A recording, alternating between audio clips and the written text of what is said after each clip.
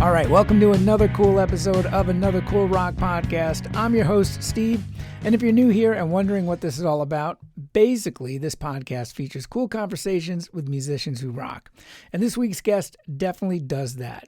Matt Gumley is a singer-songwriter and guitarist in Fort Worth, Texas. Musically, I'd say he straddles the line between country and rock, leaning more on the rock side as the guy can play some serious lead guitar. But I'm jumping ahead a bit because, as you'll hear in the episode, Matt not only plays guitar, but also bass, drums, and so many other instruments. In fact, he started studying piano when he was 5 years old, and he plays more instruments than I have fingers on both hands. Matt's first foray into show business was through acting, which actually landed him on Broadway when he was a kid, in Disney's Beauty and the Beast, as well as some TV acting into his teens. But that was all just a prelude to what became his passion and career, and that's creating and playing his own music. His first EP came out in 2016 called 6 Degrees of Separation, and the 4 songs there are quality pop songs with catchy hooks, but that only hinted at where he was heading musically. Fast forward to 2023 and moving to Fort Worth, Texas, accelerated his musical and artistic journey and evolution as singles like Home, Vision, and Dancing with the Devil showcased more personal lyrics, a rootsier sound, and especially on Dancing with the Devil, some seriously ripping guitar. So here we are in 2025, and Matt recently released a killer new EP, Concrete Cowboy, and the 5 songs on that are absolutely fantastic. You know how you listen to an EP that's so good you immediately wish for 5 or 6 more songs? You want a full album? That's the feeling I got with Concrete Cowboy. Matt and I talked about all that and much more, including his songwriting process and how he records his music and what he's working on now and his plans for 2026. So enjoy the conversation coming up. And of course, after that, you know the assignment. Go and check out Matt's music. Concrete Cowboy is on all the digital platforms, and you'll find Matt at mattgumley.com and at Matt Gumley on your favorite social media. Thank you for checking out Another Cool Rock Podcast. And as always, be good to yourself and be good to other people. Take care.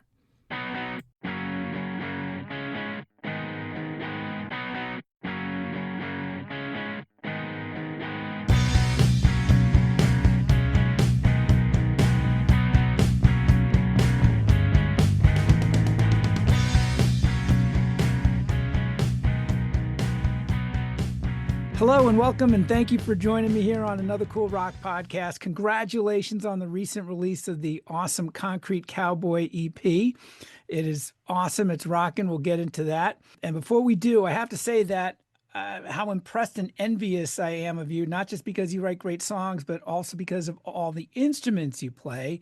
And if I read this right, if my crack research team figured this out, you started playing piano at age 5? And then there was a slew of instruments after that: saxophone, drums, harmonica, sitar, which I did a double take with. I mean, and of course, guitar and bass. Did you live in a music store? How in the world, as a youngster, did you come across and get into all these instruments? Well, it's kind of a long story, but I do have to start out by saying that my first Wi-Fi was called Guitar Center. Okay. Because it was the easiest way for people when they came over to ask me which Wi-Fi mine was, and they wouldn't even have to ask. They would go, "Oh, Guitar Center." It's just because they would come into my room, and it always has had the guitars all over the walls and everything. So very much, I didn't grow up in a music studio, but I definitely created one that I grew up with myself. I started out, strangely enough, in musical theater when I was really, really young. And that was kind of where I was drawn to. And so it kind of set the stage, pun not intended, for my love of the stage and also of music. I didn't realize until I kind of became an adult that music was more so the passion and really where, I wanted to be and what I wanted to do. And it took an acting job that I needed to play ukulele for, that then branched me off into, learning how to really master and play the ukulele, Jake Shimabukuro style, just absolutely shred while my guitar gently weeps. I learned that note for note because I had to know how to play it. And then from there, it branched out into, all right, well, I got 4 strings, now I have to have 6. And so then it was the guitar. And then from there, I started the taste for wanting to create. I would call myself a cover musician for the first year and a half All I was concerned with was playing other music. I would learn, note for note, Clapton solos and Jimmy Page solos and anywhere in between. It was that kind of those two. Clapton was the Bible for a long, long time, but uh, once I branched out and started writing my own music, I kind of also wanted to start recording my own music, which kind of coincided at the same time. And I got Sure. impatient and didn't want to form a band. So I said, all right, I guess I've learned the guitar now. I might as well go get myself a bass and figure out how to learn how to play the bass. And then, Back to four strings. yeah, well, and exactly back to four strings, the lower four this time, Right. which cool. And then from there, through my musical theater adolescence, let's say, I actually started as a tap dancer when I was 3. So you could say that rhythm has always kind of been Sure. somewhere in there. And then got my first drum kit, and it was kind of off to the races from there. And slowly but surely, it was anything I could get my hands on that had strings. I could pretty much work my head around, and then COVID happened, and that's where the saxophone comes into play. I challenged myself and said, you know what, let's try a woodwind, and I actually did end up getting better at it than I thought I was going to, but I haven't played it in quite some time, so I don't know how that holds up anymore. All right, so let's set the timeline. You were on Broadway as a youngster in Disney's Beauty and the Beast. You probably answered a ton of questions about what that experience was Maybe a like. little bit, yeah. Yeah, and I want to talk about the music, but learning all those instruments, being on Broadway, learning all those instruments as you're growing up, uh, and you discover the true passion is really music and rock, primarily, I guess, rock music and songwriting.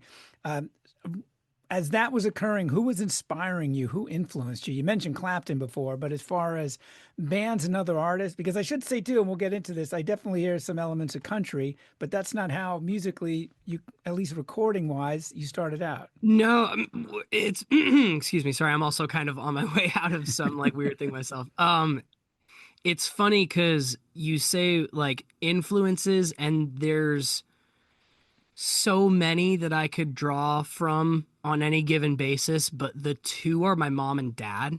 Uh, Okay. they and my mom is not necessarily musical. She has a great ear and is one of those people that I've always said, there's like a whole group of people that I don't think ever got exposed to music in that type of way where it was something that they could make for themselves. It was more just something that you absorbed and listened to.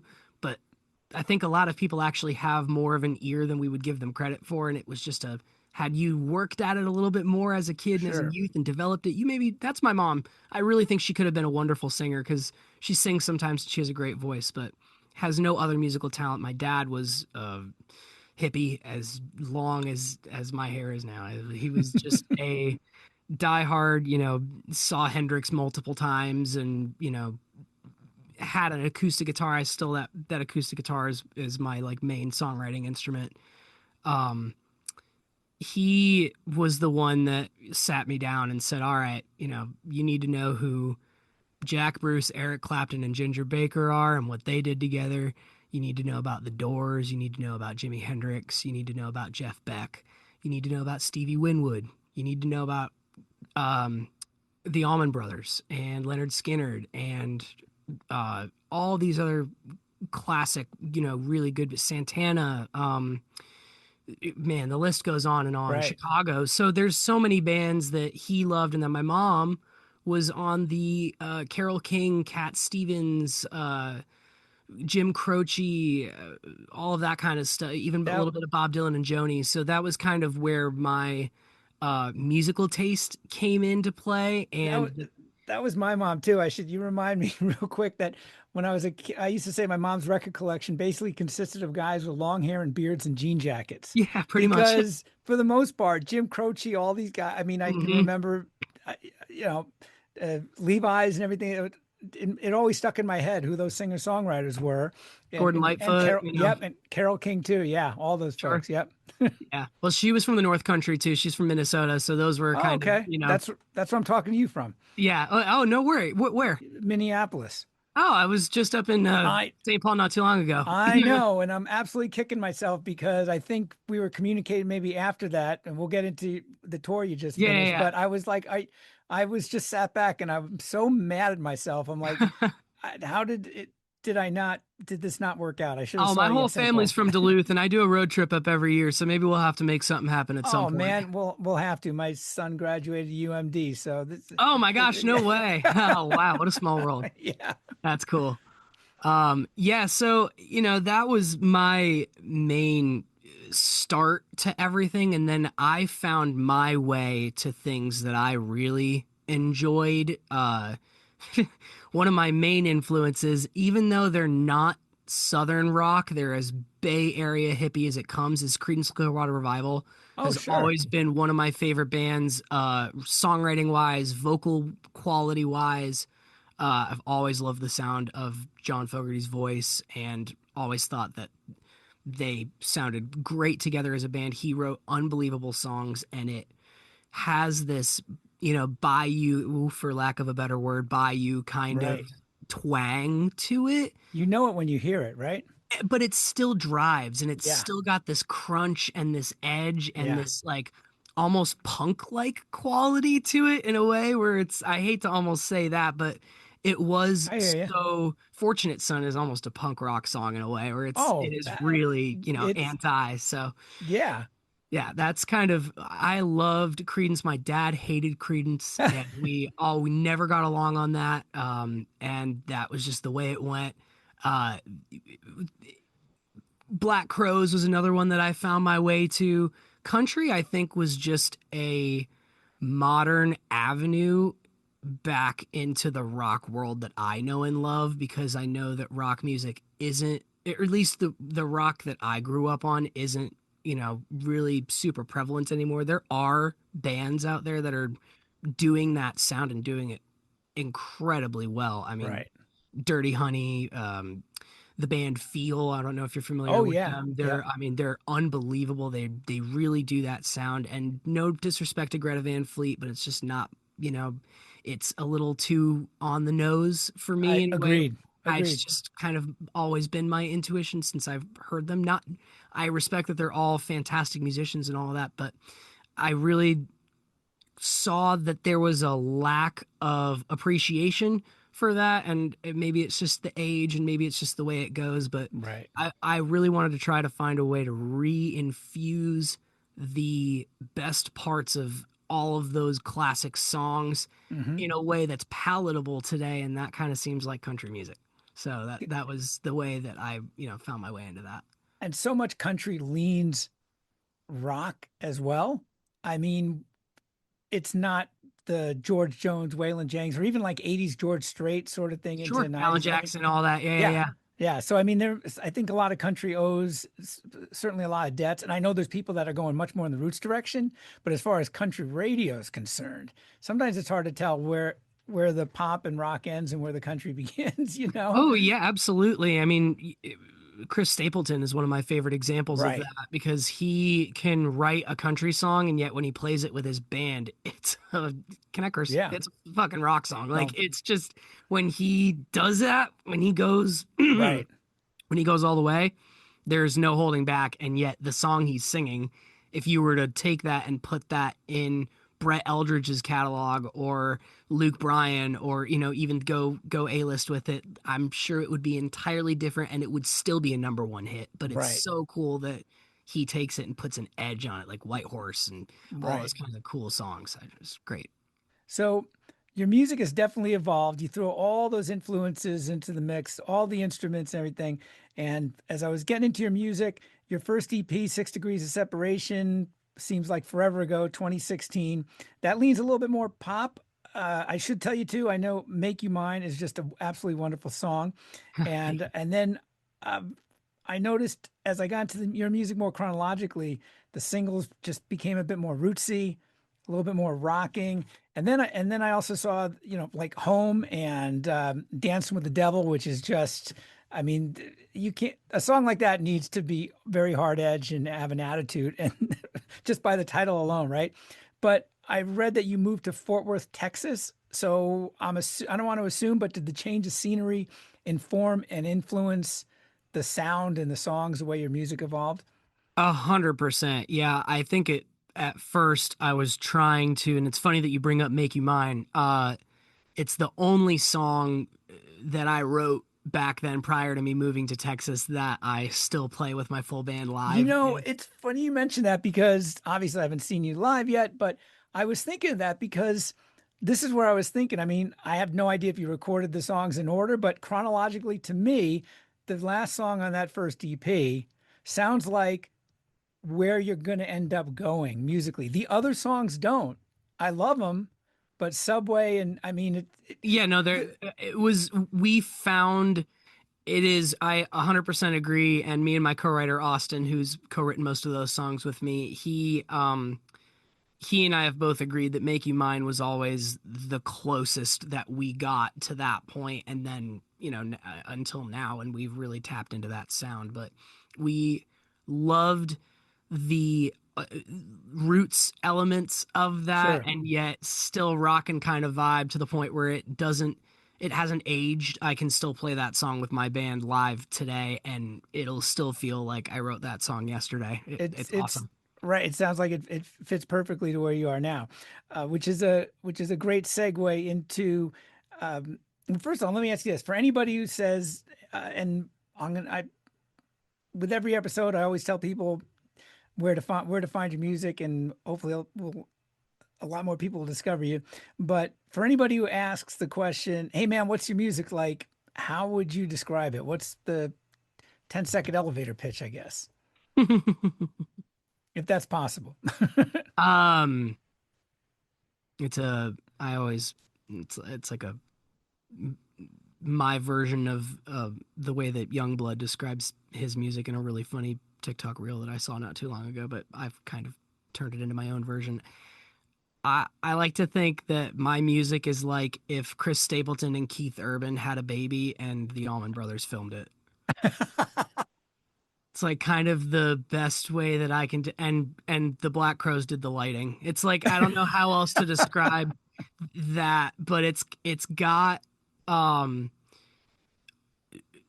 at its foundation is good songwriting. I'm not trying to write throwaway songs or things that really don't speak to me or mean something to me. Each one of these songs that I write is going to have some form of impact on Right. me personally, which is the reason that I'm going to really put my all into that song.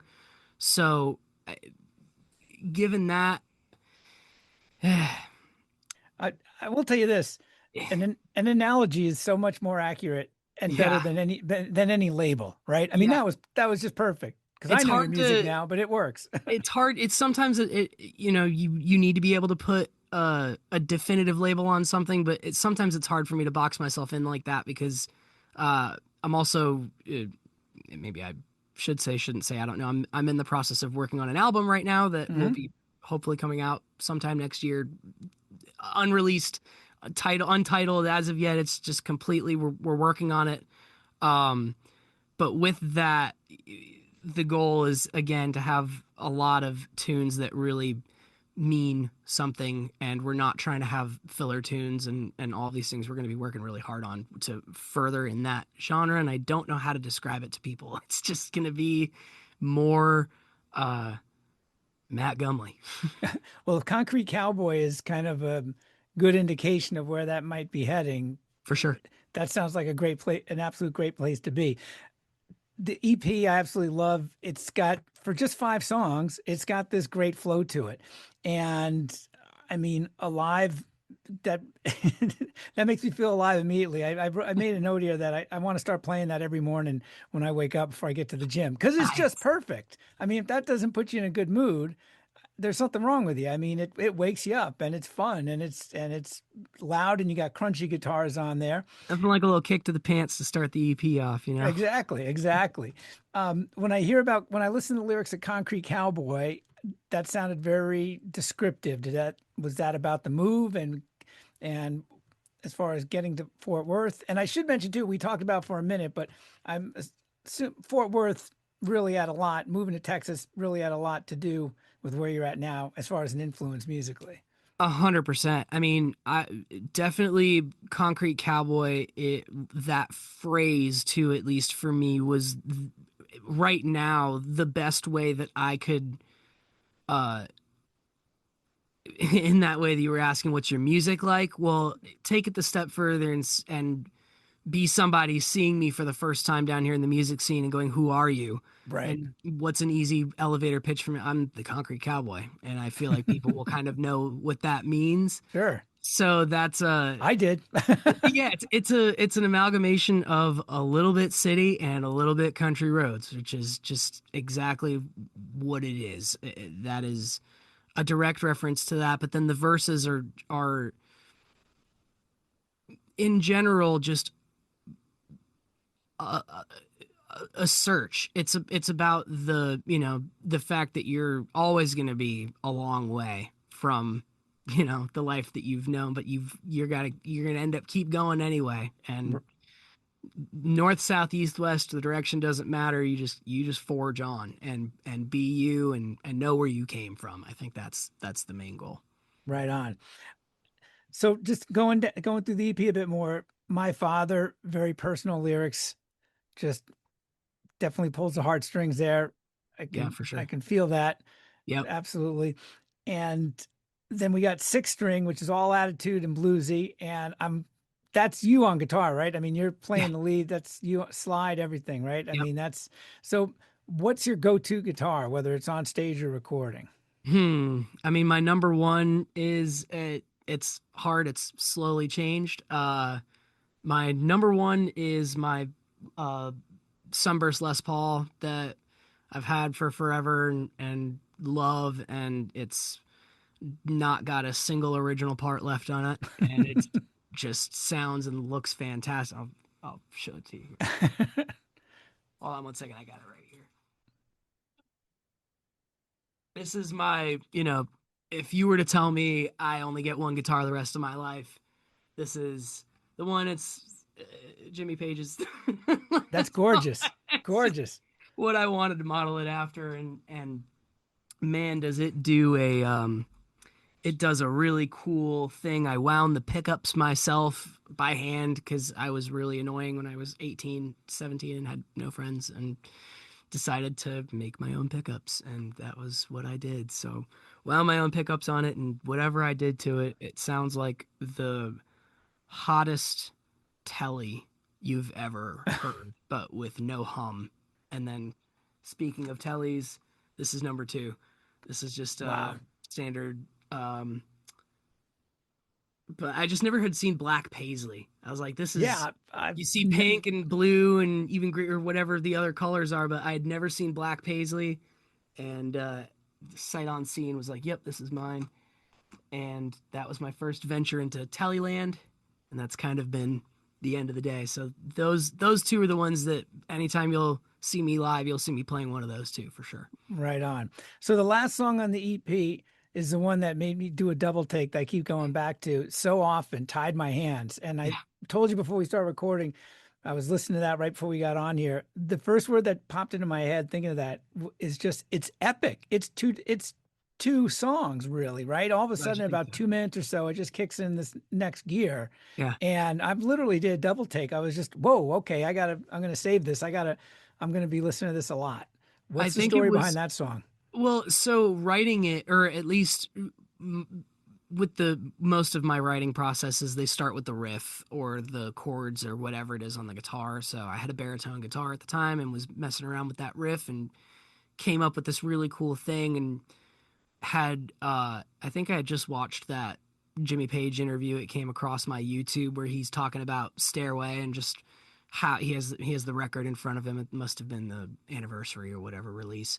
He's talking about how, he wanted to have a piece of music that almost like an orchestral piece kind of built and ramped up both in Right. speed and in intensity, and that was something that really resonated with me. I was like, what if I could in my own sort of roots blues rock kind of way craft something that started small and really reaches this mountain peak without rushing itself in a natural sort of organic way takes a crazy turn that then winds us all the way back down to zero.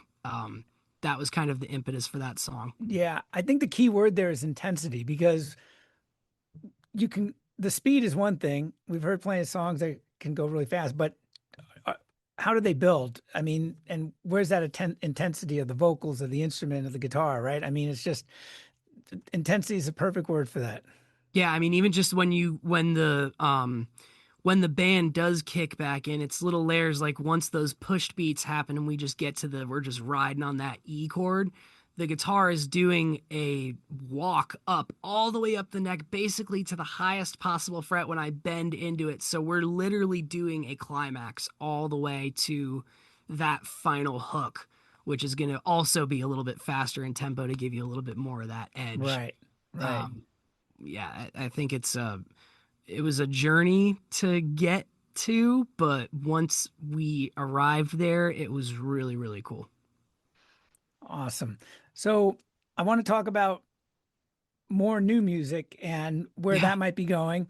And it's got some questions for you about that. But before I do, we should talk about playing live because as I regretfully found out, you just came through here in St. Paul. You were out on the road with Colton Moore, So yes, correct? I actually play bass for Colton That Moore was my in next quite thing. a You do few. double duty, correct? Yes, I haven't opened for him with Matt Gumley yet. This is just me. I play as a musician in his band, and I also do backing vocals. And Okay. I played bass and a couple other instruments and did backing vocals on his most recent album and all that stuff. So I'm a member of his band, and it's been an absolute blast. I'm having so much fun, and it's really been a great learning process for me in a lot of areas. But yeah, we just got done with like a 5 week tour or something like that promoting his new album. So now with the off time that I have, I'll be starting some live band shows of my own. A I'm going to be doing an in studio live session basically where I'll be recording I think if not all of the songs on the EP, it'll be at least four of the songs on the EP live in a studio, and I'll release that as its own live kind of thing. And then from there, it'll be singles off of the yet to be titled uh, debut Matt Gumley album, which will be coming out, if I had to take a guess, June of 26. All right. I love that plan too, because especially nowadays, and I always growing up, I always wish my favorite bands did this. I didn't want to wait a year, 2, 3 years, 4 years to hear new music, Yeah, right? So there's an immediacy with the internet, of course, but regardless, I would have been happy with 45s or whatever it was. I just wanted new stuff and keeps my interest, but I love to hear how an artist progresses. So totally. on that note, or is it too soon to tell, do you think anything from Concrete Cowboy might end up on a new record? Is that kind of a preview or is it No, a starting from scratch and Concrete Cowboy will be its own project that okay, that will stand alone and almost be our introduction, if you will, to what the album will end up being. Any subsequent releases, new music that I have will be uh off of the new album. And then it'll be 15, 16 new tunes, I want to say, something like wow. that. Like Okay. a full breadth body of work. I really want to try and make a statement now that I've kind of stuck my foot in the door with Concrete Cowboy. Sure. Now I want to Sure. really be able to solidly plant my feet and say this is who I am and how it's going to be going forward. That's great. I'm glad to hear that there's going to be singles preceding that to give a good preview. So you Absolutely. you mentioned a co-writer, Yes. Austin. Are you writing songs now with him? Is he going to be a co-writer for the album? Yeah, he's been my co-writer for most of the songs that we've written so far. I've got a couple of older tunes that I've written with homies from back in the day that we are going to recycle and use. So I'll have a couple of other contributors on there, but I'd say for the most part it's going to be about 80 to 90% Austin and myself exclusively. Okay. So what's what's that process like? Do you guys make it, hey, I'll see you Tuesday, we're gonna write, or is it, I mean, is it very organic where it's like, dude, I got this riff popped into my head. Oh yeah, I mean, and he'll go, awesome. I can't do tomorrow, but let's link up, Tuesday morning or whatever. Sounds great. We'll write it out, and that's exactly what happens. The last 2 weeks has been almost every morning now. We've woken up, and the second we wake up, we just start texting, and we get to writing, and we usually have a song done in about an hour. Wow. It's once because I'll present him with hey, this is kind of how I imagine it going, and this has always been the way it's been with Right. he and I. Right. We've known each other since 2013, 2014, something like that, a long time, and have written songs together since then, and have a second hand that we just can not even speak to each other. We just know exactly what we're doing. So the writing process has become very streamlined. We work on a shared Google Doc at the same time. He lives in LA and I live in here, so we basically just work virtually, and it is awesome. And he's the best writer I've ever worked with. People can hate on technology, but my goodness, imagine you couldn't do what you're doing in two separate cities miles apart, right? But It's so again, much more efficient, but it's it very takes, organic. but it also takes, like, I will say, playing devil's advocate for a second, that in a writing process and especially in a recording process, it is really difficult, and technology can be limiting with Hmm. Wi-Fi connections and buffering speeds and Right. latency and all sorts of, myriad of issues that you can have. If you have something like what he and I had that we built, after years of in person, in studio, working together and writing together and creating together, that then we took and said, all right, let's utilize these few tools that technology gives us and Sure. see if we can do this long distance, and ended up finding out it was way easier than we thought it was going to be. So home was the first step in that direction, and once we kind of started doing that, it was kind of off to the races. So when it comes time to record, is that you recording all the instruments, or are you going in with a Yeah. band, or Oh no, it's all me. all that's I kind of thought so, only because you play so many instruments, but obviously Yeah, I no didn't know until I disrespect to talked my to you. band, and they're fantastic musicians, and I love them all. But when it comes to the recording process, I am the done police, and I know exactly how I want it to sound and how I want it to go. And 9 times out of 10, I will have demoed it that way. Most of Hmm. my songs, before I actually step into the actual production process, have been demoed out. I'll program all of the drums to the point, MIDI program all the drums to where I even know how I want some of the fills to go and the grooves to go. And I'll get bass lines and I'll start layering guitars without Austin, who is also my co-producer too. So Hmm. Austin writes and produces all of the songs with me. Uh, Once we're kind of done with that process, then I'm able to take all of that into the studio and go, great, I know exactly how I want it to sound. Boom, get the feel right, match with myself. Because I learned at a really young age how to play all of these instruments by myself in my room, recording myself, I've become um, really good at playing with myself. Pause. Know what I mean? I Yes. mean, I have become good at multiplying myself in a musician circumstance to where Right. I can I can play to myself really, really well, and find it easier than trying to set a bass layer for a bunch of other guys that all have different feels and different vibes and different sense of the Right. music. I can play all the instruments. I know how I want it to go. I'm just not going to leave anything to question. I'm gonna Right. just record it all. Well, it's super efficient, right? And you know exactly what you want, as opposed to playing the song for the band. They're learning it, they're rehearsing it. You gotta, right? You gotta, and certainly there's a lot to be said for that. And your music doesn't suffer for it. I mean, anybody who listens to this is going to hear, man, there's a killer band there, and it all sounds like it could come across fantastically live. I appreciate it. That's the whole goal, is to make it sound like it is not me. I want it to sound like it's a bunch of dudes, musicians, a band playing, but that's just the inside of my brain. Yeah, there's a looseness to it. I mean, it just sounds like a band, like it should. Yep. And that's, again, just something that I learned trying to play with myself and trying to make it feel organic and not robotic, was adding some slop in there. Like the solo for Vision isn't, I always listen to, sometimes I listen back to it, and it's not perfectly in time with the drums and the rest of the Hmm. band, but it's in that like Jimmy Page kind of sloppy, Sure. sleazy kind of way where I'm like, all right, you know what? Leave it. It works. I Right. actually like it. It sounds good. Right. Um, a dude that's doing that right now that I kind of didn't know was doing it until I took a deeper dive into his music and was like, whoa, we're the same person kind of. I'd love to meet him. That's Wolfie Van Halen. Yeah. Wolfgang Van Halen. Hmm. Everything that I've seen, it looks like he and I are kind of doing a similar thing. He's obviously doing it at a way more advanced level than I am because circumstance and Sure. whatever it is. But, and no disrespect, gosh, he is unbelievable. I've seen him live as well. He's, I've seen him live as well, and if you see him live, that band is insane.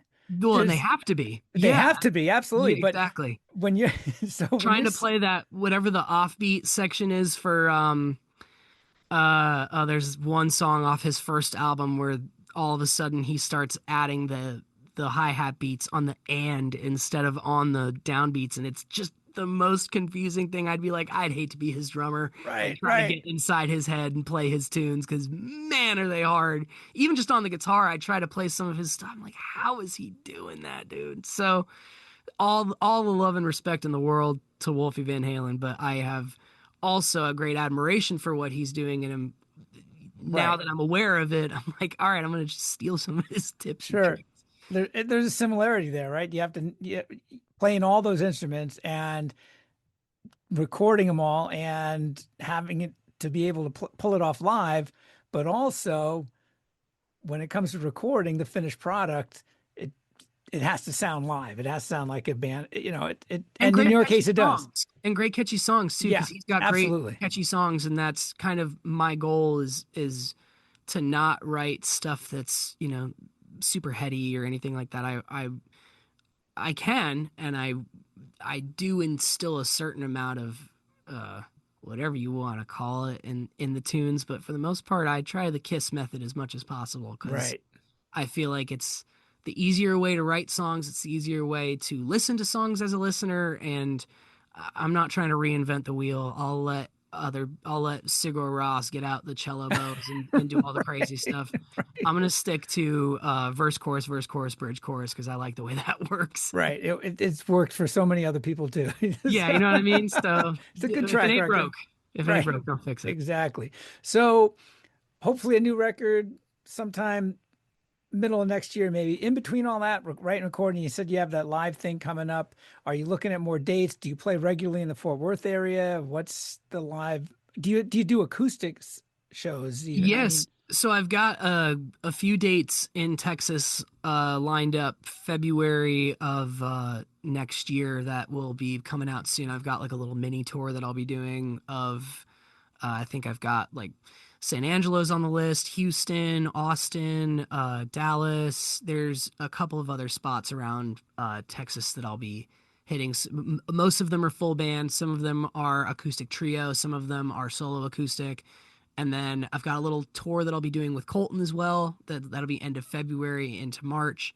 Then I'm getting married in March, which oh, is super congratulations. You exciting. got a lot on your plate, man. As Congratulations. 2026 is going to be a big year. I'm really excited for Yeah. Yeah. it. And then after that is going to be when I'll be really getting back into branching out and hopefully doing a little run of the Midwest with the Matt Gumley band and doing more Texas dates and trying to get out as much as I can. So be on the lookout. Just, stay on the socials and all that. I'll be posting about all the dates really soon, and we'll be having a lot more of them, hopefully. Awesome. And that's even in today's technological world, that's really how you have to do it, right? For this kind of music, especially. I mean, you have to be in front of people as often as you can, build a following, and whether that's multiple tour dates, coming back into cities or doing a residency, even something like that, where people can find you because there is so many things that will grab your attention, right? I mean, Absolutely.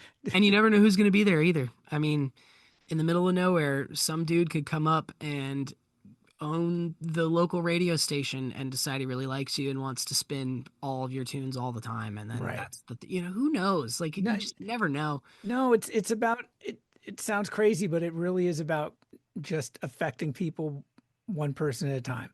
I mean, collectively or individually, I mean, if five people walk out of a show and they immediately check you out, and then it just keeps building. I've Well, and seen that's this the in, other thing. I don't care if I play to 5 people or 500 people, you will get sure, the same show because it's not about yes, it's about y'all, but it's about the fact that this is the music. right, If there's 5 people in the audience, those are going to be 5 converts at the end of the night. If there's right, 500 exactly, people in the audience, there's going to be at least 300 converts at the end of the night. right. That's the goal, at least. You're not going to get them all, but you're going to get most of them. And I'm going to really do what I can to present all of the material in its best possible version, because that's the thing that makes me feel really good. And hopefully that was one thing that I hated about COVID was I really was hoping that it wasn't going to get rid of the live scene in general, because there is so much audience connection that happens when you all sync at the same time and Right. feel the air move through the speakers and through your body at the same time. Yeah. It really makes a huge difference. So playing live, very excited to get out there and really be hitting the road and making fans, making connections. Awesome. So everything will be in the show notes, but where can people find you? Oh, they can find me on Instagram at Matt Gumley. They can find me on Facebook at Matt Gumley Music. Find me on Instagram or YouTube. They can find me at Matt Gumley Music there. Spotify, Apple Music, Amazon, anywhere where you stream and listen to, anywhere you got a subscription to something, I'm probably on there. So just look up Matt Gumley and you'll hear some of the new tunes. Check out Concrete Cowboy. Check out the music videos and stay tuned for all the new tunes that are going to be coming out soon. And it's mattgumley.com for updates and tour dates. And Yes, sir. Matt Gumley. apologies if you said that. I want to make sure people Yep. know where to I maybe find didn't. things most So, immediately. yep, absolutely. Awesome. Yeah, that'll be good. Awesome. Well, Matt, thank you for the time. I appreciate it, man. Appreciate you, Stephen. Thank you. Writing songs and playing every single instrument I know keeps you really busy, and getting married. Come on. Yeah, listen, a full plate, idle hands make the devil's workshop. So I try to stay as busy as possible. That's how I operate best. Exactly, man. Thank you so much. Hey, thank you, Steve. I appreciate it. All right.